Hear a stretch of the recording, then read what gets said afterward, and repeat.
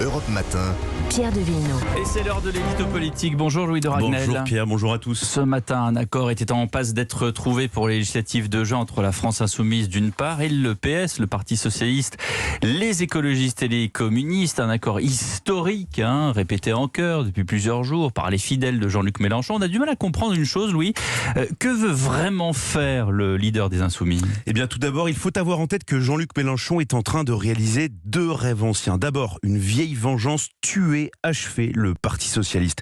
Et ensuite, incarner la force motrice, l'élément central de la convergence des gauches. Et de ce point de vue, c'est un véritable succès. Pour les prochaines législatives, il a sous sa coupe le Parti socialiste, les écologistes et les communistes, rien que ça. Ensuite, pour y parvenir, le toujours très habile Jean-Luc Mélenchon a réussi à imposer dans le débat public l'idée d'une possible cohabitation avec lui à sa tête.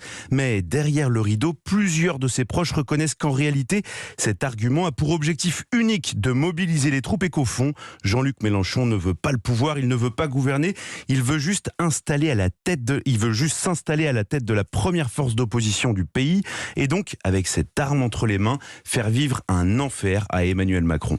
Mais du coup, cette stratégie hégémonique, comment est-ce qu'elle est perçue dans la majorité présidentielle qui aujourd'hui a le plus à craindre ?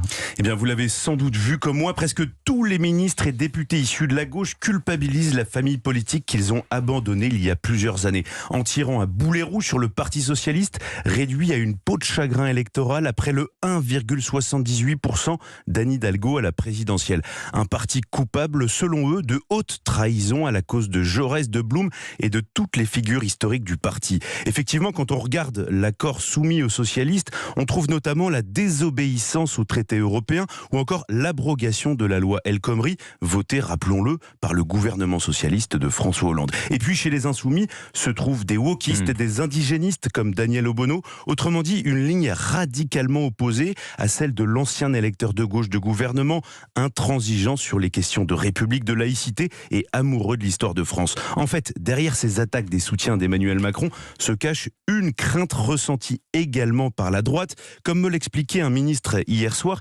Et si Jean-Luc Mélenchon, en présentant un seul candidat pour toute la gauche dans chaque circonscription, parvenait à faire élire des députés qui n'auraient jamais dû l'être s'il y avait eu plusieurs candidats de gauche au premier tour. En clair, les candidatures uniques à gauche aux prochaines législatives font peur au parti présidentiel, celle de voir arriver à l'Assemblée nationale plus de députés mélenchonistes que prévu. Mais face à cette crainte de subir, entre guillemets, l'enfer de Jean-Luc Mélenchon, comme vous le disiez, une stratégie se met en place, j'imagine.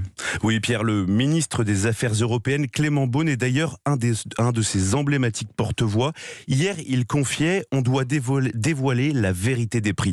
Jean-Luc Mélenchon est dangereux. Regardez son programme sur la République, l'Europe, le social et la sécurité, et de cibler par la même occasion ses anciens amis socialistes.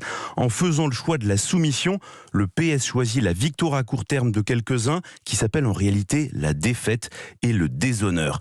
Comme le sentiment de passer d'une diabolisation à une autre, c'était hier Marine Le Pen, c'est aujourd'hui Jean-Luc Mélenchon, mais cette fois avec une crainte supplémentaire, conclut ce ministre issu de la droite. À la différence de Le Pen, Mélenchon est entouré de certaines personnes qui veulent vraiment renverser le système. Merci Louis de Ragnel, chef du service politique d'Europe 1 pour l'édito politique. 7h50.